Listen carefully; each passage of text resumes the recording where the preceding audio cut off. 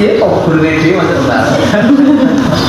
Ini ya saya kan mungkin kita sudah tahu ya, saya kan Pak Sarman ya, si Sarman, Pak Sarman, saya dulu bahasa Indonesia, pengajar bahasa Indonesia, sastra Indonesia, dulu juga lulusan UMS tahun 95, lahir ya kamu ya, 95 itu baru lulus saya ya,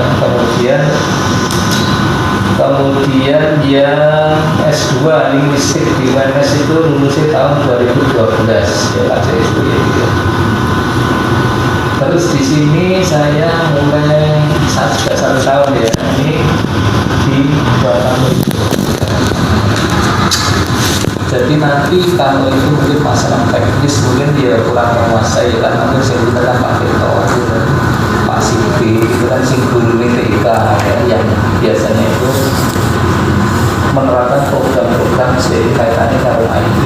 Saya kan cuma manajemennya ya, itu kan manajemennya kaitannya dengan KPM, kaitannya dengan jam pembelajaran, kaitannya dengan struktur mapel, dan itu mungkin urusannya gitu. Tapi kalau menyentuh teknis mungkin dia kurang menguasai. Jadi nanti kalau aplikasi ya mungkin kurang menguasai. Jadi pertanyaan umum mungkin saya bisa ya.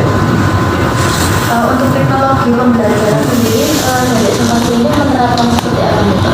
Kaitannya dengan situasi sekarang pandemi itu ya, terutama kan ya, dari pandemi itu kan sudah mulai Maret ya, diumumkan itu 15 Maret tahun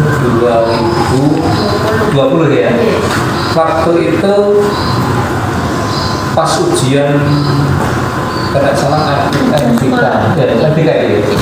Nah waktu itu kan baru beberapa hari ya, kemudian ada pengumuman untuk anak-anak untuk diliburkan ya, guru-guru di WFH ya, yaitu cuma beberapa persen aja ya. Kemudian dari situ sekolah melangkah ya, harus ada kegiatan pembelajaran daring ya. Pembelajaran daring itu kan apa istilahnya, pembelajaran online ya. Jadi sebenarnya kan pembelajaran daring berbeda dengan pembelajaran virtual ya. Kan orang-orang mau menyamakan ya.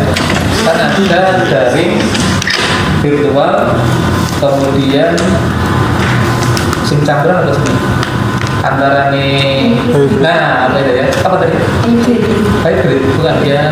Blended learning ya, blended learning ya. Jadi ada pembelajaran daring ya, ada pembelajaran blended learning, ada pembelajaran virtual kan gitu ya. Itu nanti karena guru ini kan kemampuannya beda-beda ya. Ada yang pinter IT, ada yang tua pokoknya yang penting nganggu HP ya, ada yang juga menengah ya.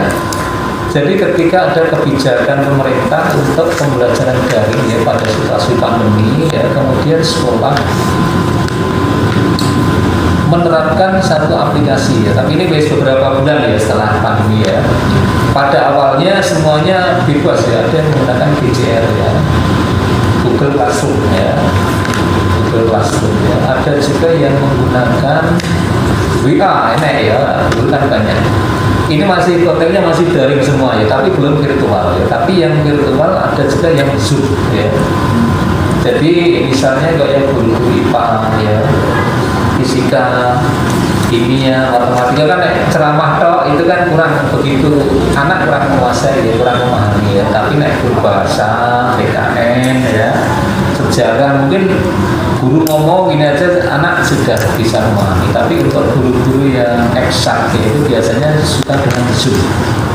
Jadi di sekolah itu ada kamera ya, kamera yang di apa itu nanti dipakai Zoom ya. Itu juga dengan kuota yang membayar sekolah ya. Dengan dulu itu belum menggunakan yang gratis ya, masih berbayar ya. Tapi sekarang sebenarnya ada yang gratis ya. Jadi ada guru-guru tertentu, terutama yang eksak itu yang langsung siaran dari kelas ini ya. Ada 2 atau 3 itu ya, 2 rumah nanti disediakan pergantian ya. Jadi sambil nulis nerangke fisika matematika di Zoom, nanti anak bisa melihat dari rumahnya pakai HP-nya masing-masing ya. Itu yang Zoom ya. Jadi Zoom itu pembelajaran virtual, artinya ketika pembelajaran itu bisa secara interaktif antara guru dan peserta didik, bisa berkomunikasi secara langsung, bisa berinteraksi secara langsung tanpa terjeda oleh waktu. Itu kan dari dikatakan virtual ya. Jadi yo ngerti, yo bisa komunikasi tanpa terjeda oleh waktu ya.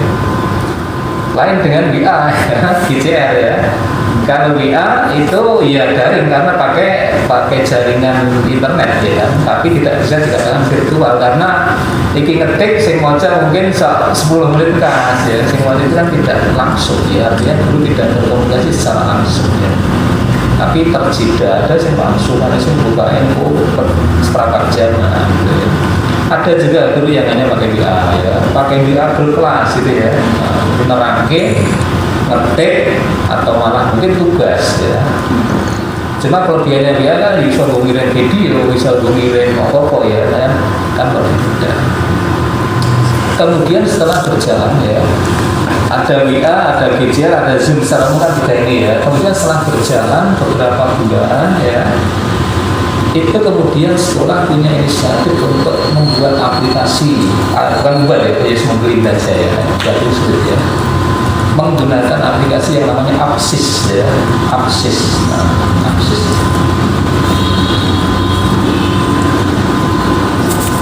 Apsis ya. Apsis ini hanya untuk dulu ya, hanya untuk tes ya. Jadi misalnya PAT, PAS, kemudian ujian sekolah, kemudian PTS ya. Nah, ini aplikasi untuk tes ya. Jadi ujian ya. Jadi PAT itu penilaian akhir tahun.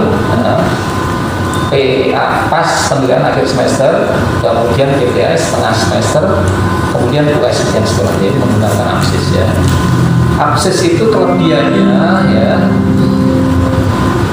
Saatnya yang pelajaran kedua. Kalau dulu kan masih manual ya. Jadi guru itu buat soal, di-tag, di-print ya, fotokopi sampai fotokopinya sampai satu pakai ya. Sekarang kalau 16, 15, 16 mapel ya. Berapa jurusan ya, berapa siswa ya kan, setiap jurusan punya mapel yang spesialis yang beda-beda ya, IPS misalnya. Ada geografi, ada sejarah, ada antropologi. Matematika yang eksak kan tidak punya, sana punyanya fisika, kimia ya, kemudian matematika ya, biologi kan gitu ya. Memang ada mapel yang umum ya, tapi kan ketika sudah kelas 2 ya kan sudah mendalami jurusannya masing-masing ya. Saya agama kan umum ya, bahasa Indonesia, sejarah nasional itu umum ya. Tapi nanti ketika sudah kelas 2 ya, per jurusan sudah mendalami jurusannya masing-masing ya. Jadi fotokopi yang banyak tadi ya, sing ada berupa kunjung tadi ya, ada kebijakan pemerintah itu kan untuk kantor-kantor ya, guru-guru, sekolah, lembaga pendidikan ya, untuk menerapkan kebijakan paperless ya. Paperless itu nek iso ora nganggo kertas ya. Karena kertas itu bahan bakunya dari pulp itu dari kayu itu dari menebang hutan ya. Jadi ikut menjaga kelestarian lingkungan di Indonesia ya, termasuk kebijakan paperless tadi ya. Nah, jadi yang Apsis tadi itu termasuk kebijakan untuk mendukung program pemerintah yang paperless tadi ya. Jadi cukup guru membuat ya di file ya, kemudian dikirim, kemudian diupload ke aplikasi itu ya. Jadi ditentukan jam sekian, hari sekian, mapel ini ya langsung diaktifkan ya, otomatis ya. Nah, jadi kan enak. Kemudian anak ketika masih pandemi menggunakan HP-nya ya di rumah ya, jadi tesnya di rumah. Ketika sudah ada kebijakan 50% masuk ya separuh ya, jadi misalnya kelas 10 masuk, kelas 11, 12 di rumah ya, kelas 11 masuk, kelas 10 dan 12 di rumah, jadi clear ya. Karena tempat duduknya kan harus jaraknya diatur ya, nah itu ketika pandemi. Itu yang dari aplikasi untuk tes ya, atau ujian ya. Kemudian ada juga aplikasi yang untuk pembelajaran ya. Itu namanya AIO ya, AIO guru itu all in one, ada ini ya, all in one ya. Jadi aplikasi itu tergantung jenis kreatif ya, bisa digunakan untuk pembelajaran ya, dan juga kebutuhan administratif lainnya secara terpadu. Mengapa tidak terpadu ya? Karena itu aksen ya, bisa dipakai untuk aksen anak. Jadi anak nanti pakai ada pincer di situ ya, pincer ya. Sebelum jam 7 ya, anak harus sudah pincer. Nanti kalau terlambat kelihatan ya, anak tidak masuk ya, kelihatan ya. Nanti ada rekapnya per kelas ya. Jadi AIU itu terpadu ya, absen siswa bisa masuk, kemudian tugas guru bisa masuk, absen bapak ibu guru juga masuk ya. Jadi bapak ibu guru juga absennya di situ juga ya. Jadi selain absen yang dari Pemprov ya, pemerintah provinsi yang pakai HP itu, Sinaga itu juga absen AIU yang untuk kebutuhan administratif ya. Jadi guru ini ya absen di AIU, murid juga absen di AIU, pembelajaran juga di AIU ya. Termasuk jadwalnya di situ juga ada, gurunya siapa ya, di situ bisa dilihat ya. Nah bahkan kalau cerdas bisa mengembangkan, di situ bisa dipakai untuk Zoom juga ya, dikaitkan dengan aplikasi yang lain bisa digunakan untuk mengirim foto, bisa mengirim video ya, untuk tugas bisa, bahkan yang bisa menggunakannya juga bisa dipakai untuk tes juga, digunakan untuk misalnya ulangan ya. Nah bisa juga soalnya dikirim ke situ gitu ya. Itu ya aplikasi yang untuk pembelajaran ya. Jadi ada dua aplikasi, yang satu akses untuk tes atau ujian, yang satu AIU untuk pembelajaran gitu. Nah itu kaitannya dengan aplikasi ya. Oke, sama Untuk waktu pembelajarannya itu apakah sesuai dengan agama atau? oh itu ya. Ini ya, setelah ada kebijakan pandemi yaitu jadwal ya, kebijakan itu berubah-ubah ya. Jadi ini menurunkan kurikulum ya. Baru 2 minggu, setiap 2 minggu ya cabang dinas pendidikan ya. Jadi kan SMA, SMK itu masuknya ke pemerintah provinsi ya. Nah SD, SMP itu masuknya ke kabupaten ya. Jadi kebijakannya berbeda. Nah, SMA, SMK itu ngatur Pak Ganjar, nah SD, SMP Pak Bu Devi ya, nah Bupati ya. Nah di situ ya punya tangan panjang ya. Jadi pemerintah provinsi yang menangani SMA, SMK di tiap ini Cabdin ya, cabang dinas wilayah 7 ya. Jadi Surakarta itu jenenge cabang dinas wilayah 7 ya. Itu menangani atau membawai ya SMA, SMK di seluruh Surakarta dan Sukoharjo ya, itu jumlahnya suka ya, swasta negeri ya. Nah setiap ada kebijakan-kebijakan dari Pemprov biasanya melalui Cabdin itu. Jadi misalnya 2 minggu sekali kebijakan tentang pembelajaran di masa pandemi dievaluasi ya. Jadi orang lulusan biasanya lewat Zoom, nah nanti sekolah, perwakilan sekolah ya, kepala, wakil-wakil itu mengikuti melalui Zoom. Nah nanti dievaluasi kalau misalnya ada perkembangan kasus naik ya, misalnya level Sukoharjo itu naik ya, nanti WFH nya mungkin persentasenya dinaikkan ya. Mungkin yang WFO menjadi 25% ya, WFH-nya 75%. Juga siswa yang masuk itu juga dievaluasi ya. Kalau awal-awal itu hanya di bawah hanya 30% ya, sekitar 30%, sepertiga ya. Nah, pada awalnya malah enak ya, di bawah 30% ya. Kemudian setelah berkembang trennya agak baik, jadi sepertiga, jadi sak jenjang ya. Umpamanya kelas 10 kok ya, kelas 11 saja, kelas 12, jadi itu sudah 33% ya. Kemudian levelnya meningkat lebih baik lagi ya, jadi 50%. Nah, itu yang dari jumlah ya, dari jumlah. Kemudian yang dari jam ya, jam juga gitu ya. Suasana pandemi ini dikurangi ya, pada awalnya ya, baik durasinya maupun jumlah jamnya ya. Nek durasinya nek normal itu SMA SMK itu 45 menit ya, jadi per jam itu 45 menit ya. Tapi karena situasi tidak normal ya, pada kondisi yang paling memuncak itu ya, itu hanya 30 menit ya. Biasanya pemerintah itu hanya memberi apa itu maksimal ya, jadi misalnya maksimal 40 menit, nah itu ada yang ngambil 30 menit ya, ada yang 35 menit ya. Itu durasinya ya, durasinya dikurangi ya. Kemudian juga jumlah ya, jumlah jam pelajaran juga dikurangi. Kalau SMA ya, itu normal naik pandemi itu satu hari itu 10 jam ya. Jadi 45 kali 10 itu mulai setengah 4 gitu ya, pakai istirahat ya, pulang setengah 4. Tapi situasi pandemi ini ya dipangkas ya, yang paling sedikit itu pada waktu pandemi puncaknya itu hanya 4 jam. Jadi jam durasinya dikurangi, jumlah jamnya juga dikurangi, hanya 4 jam ya. 4 jam, jadi 2, bahkan istirahat saja tidak boleh ya, karena dikhawatirkan nanti akan terjadi kerumunan. Istirahat tidak boleh, kantin tidak boleh buka, berangkat sekolah tidak boleh berboncengan, parkir diatur jaraknya ya, karena harus menerapkan protokol kesehatan ya. Siswa ya, siswa harus bawa makanan sendiri dari ya. Tidak boleh ke kantin ya, tapi makannya bekal dari rumah.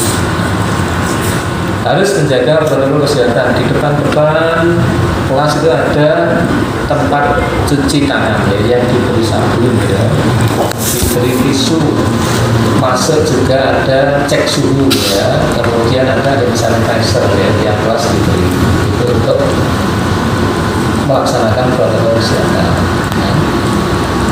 ya. Jadi harus protokol kesehatan. Jumlah siswa yang masuk juga dibatasi, durasi jam dikurangi, jumlah jam juga dikurangi ya. Itu selama pandemi yang terjadi seperti itu ya. Saat ini kan sudah PTM Pak. Iya, Jam durasi pembelajarannya berapa? sekarang ya. Nah mulai kapan ya? Ya baru ini ya, baru mungkin 1 bulan ya, lebih ya. Pasar demo kan kita lihat ya. Pasar demo Jakarta gitu ya, tanggal. Nah itu ya, sebelum itu ya kemudian ada kebijakan ya, sekolah boleh masuk 100%. Pokoknya kelas itu kan bis lulus ya, kelas itu kan sudah sebelum selesai UAS, jadi setelah kabinet. Setelah itu pemerintah menerapkan kebijakan sekolah boleh masuk 100%, duduknya seperti semula ya, jadi duduknya jejer-jejer gini biasa ya. Jadi tiap kelas itu sudah diisi dengan 36 siswa ya. Nah, jadi kelas sudah diisi penuh, tempat duduk sudah tidak diberi jarak 1 meter ya, habis biasa ya, normal gitu ya. Kemudian yang berkaitan dengan jam ya, durasinya dikembalikan ke 45 menit ya. Jadi tadi kan ada 120, ada 140 ya. Sekarang durasi waktu per jamnya dikembalikan 45 menit ya. Tapi jumlahnya ya, karena JI itu enek trauma, masih ada sedikit kasus ya, jumlah jamnya belum penuh ya. Sebenarnya pemerintah itu memberi kebijakan minimal 6 jam gitu ya, tapi kita ambil yang minimal ya 6 jam ya. Ada juga yang konsultan itu sampai penuh mahasiswa ya. Kemudian ada juga yang sampai jam 1:30 ada, tapi karena kebijakannya kan minimal 6 jam ya, kita pakai yang minimal 6 jam itu ya. Jadi 4 istirahat, 2 pulang, jadi jam 12 itu sudah pulang ya. Karena nanti kalau kita melebihi jam 12 dan gugur anak-anak do sholat di masjid, nanti bergerombol, nanti jadi sorotan ya, ini terjadi kerumunan ya. Sehingga kita menerapkan kebijakan jam 12 anak-anak sudah pulang ya. Jadi karena takutnya nanti ada kerumunan dan menimbulkan masalah. Ya. Kan itu kan PTN ya Pak? Iya. Tadi kan Bapak bercerita tentang teknologi saat daring. Nah, Iya, untuk Pak. saat ini diterapkannya sama yang daring atau kembali ke awal seperti sebelum Oh, betul. Iya. pembelajaran? Pembelajaran sudah offline ya, jadi guru harus masuk kelas.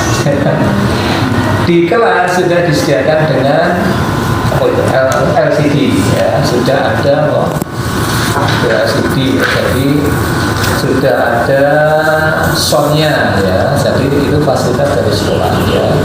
Tapi guru harus tetap masuk ya, oleh guru pulangnya ke rumah dari ya. Kecuali kalau gurunya sakit atau terkena corona ya, itu dari rumah ya. Jadi ketika guru masuk kelas ya, guru harus melaksanakan pembelajaran secara offline, walaupun nanti boleh menggunakan media pembelajaran ya. Boleh menggunakan, biasanya guru masuk kelas itu ya misalnya menggunakan PowerPoint ya.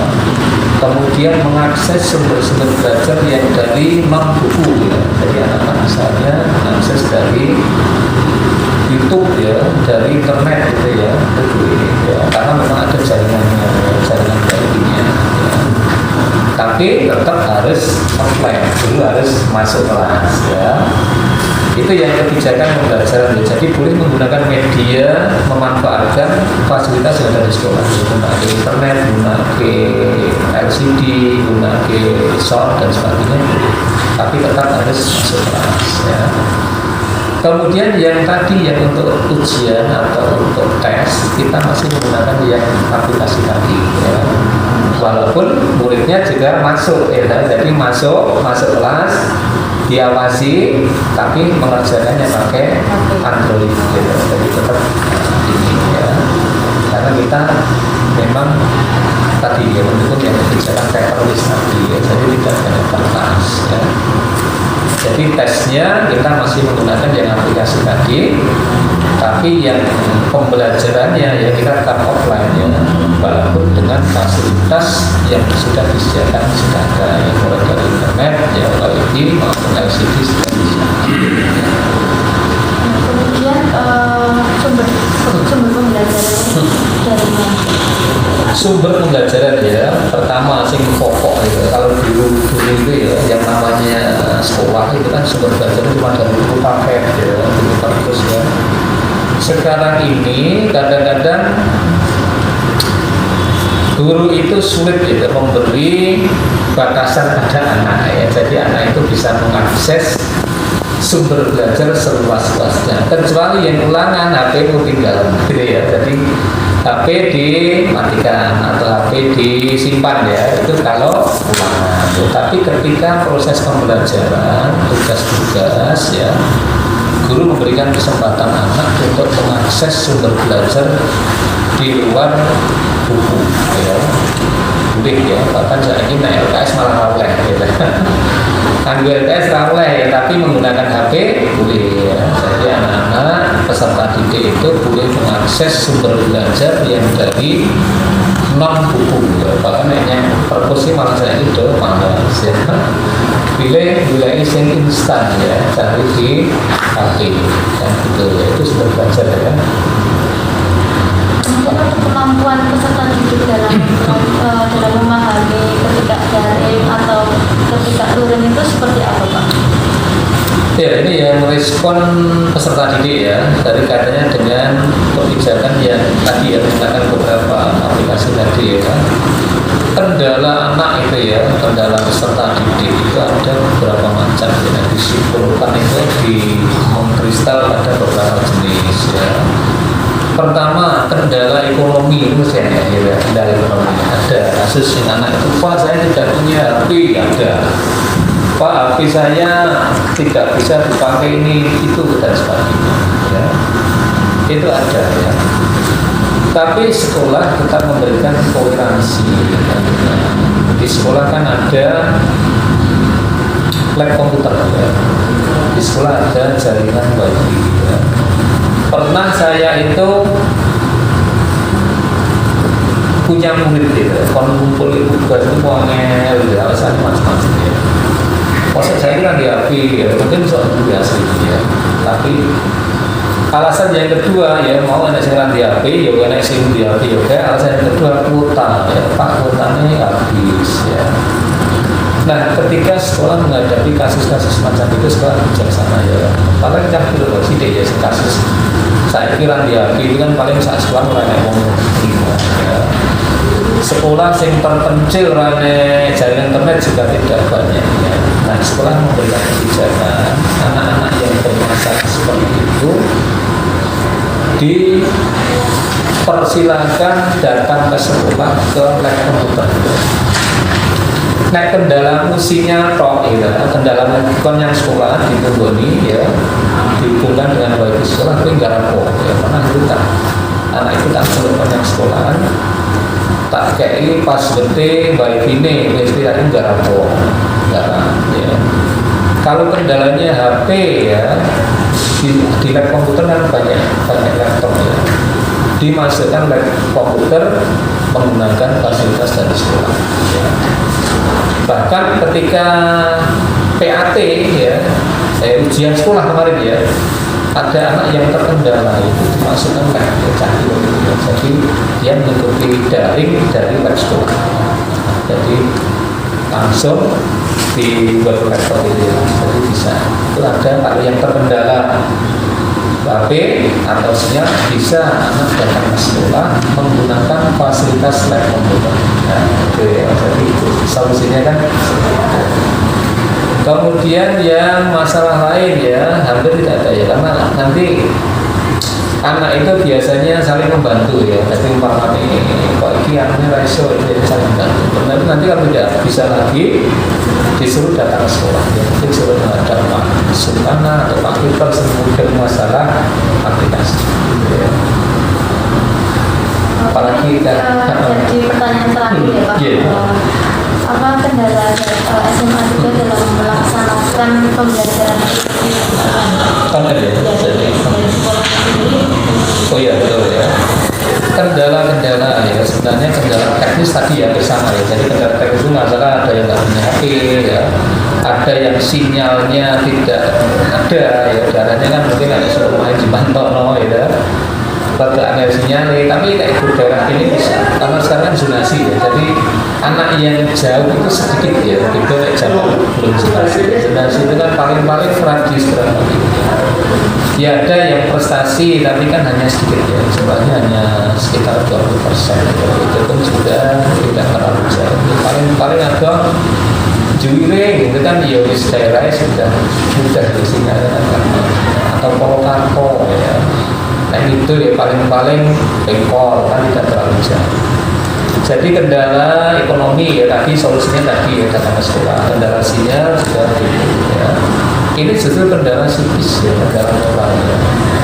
Ketika anak itu tidak sering kontak dengan guru ya, disitulah kedisiplinan anak itu agak sulit dikendalikan ya. Kedisiplinan, tanggung jawabnya ya. Saat ini anak itu kan orang ketemu kalau guru nih, orang iso nyeneni ya, buka ya saat belum kita sadar gitu. Walaupun Zoom kadang-kadang kan berdiurnya HP ini ya, mau saya nyambi nanti ya. Jadi itu kelemahannya kan seperti itu ya. Nah, jadi anak-anak itu ketika kita offline ya, sisa-sisa masalah itu ternyata muncul ya. Ternyata banyak anak-anak yang kelas itu mesti anak yang rambut ya, terbawa pada online dan tingkat partisipasinya ya di persentase itu. Kita Zoom itu ya, gurune merincis itu. Tingkat kehadiran siswa mungkin tidak ada 70% ya, ini dunia ini ulang lagi ya. Jadi kelemahannya itu ya, kita itu mengulang semangat tapi Zoom partisipasi anak itu ternyata kurang maksimal ya. Pokoknya sebut kebetulan umum yang gitu ya. Betul ya, jadi bahkan saya itu tahu marani anak itu ya jam songo itu bisa rentangi, tidak buka sih ya. Jadi ngakon tonggone kan buka yang urone ya, pakai tani. Bahkan testing itu jam 7:30 itu rentang. Berarti jam pertama itu mesti telat ya. Nah itu kendalanya itu. Jadi dengan pembelajaran daring itu anak karena kurang sering kontak dengan guru ya akhirnya seperti itu yang terjadi ya. Jadi tingkat kemalasannya tinggi, ketidakdisiplinannya ya tinggi ya. Karena orang tua kan kadang-kadang kesibukannya esok makan, tidak sore mulai anaknya ditinggal, anaknya ngomong anak kecil ya. Nah, jadi pembelajaran daring itu memang ya plus minusnya ada ya. Pertama yang minusnya tentang pendidikan moral dan agama ya. Ya sehingga memantau anak ini salah moral orang ngerti daring ya. Tapi kalau di sekolah kan bisa diarahkan anak-anak sekarang luhur ayo luhur ya. Sekarang dua ayo dua guru agama kan bisa gitu ya. Tapi kalau di rumah kan tidak terpantau ya, tidak terpantau. Jadi itu memang ya kekurangannya pembelajaran daring seperti itu ya. Jadi banyak anak-anak yang secara moral perkembangannya kurang terpantau, ya, kurang terkendali. Nah sekarang kan sisa-sisanya itu ada ya. Tiap kelasnya dari masuk KBM mesti ada rakitan telur, ya, loro. Ini kemana tidak masuk? Ya paling anak-anak ya itu saja, ya, hanya beberapa anak saja. Tapi ini kan menimbulkan permasalahan. Ya. Jadi nanti ketika kuota masuk misalnya syaratnya ikut tes itu 75% orang tercukupi kan juga ya.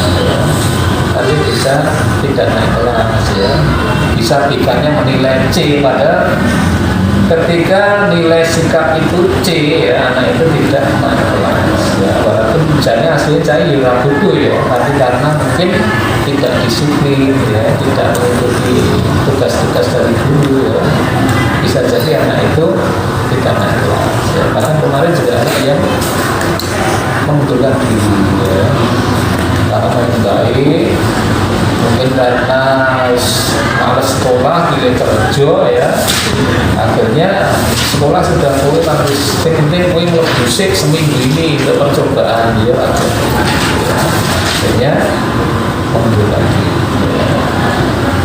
Jadi masalah-masalah seperti itu akhirnya kan sekolah ya, guru BK, wali ya, jadi harus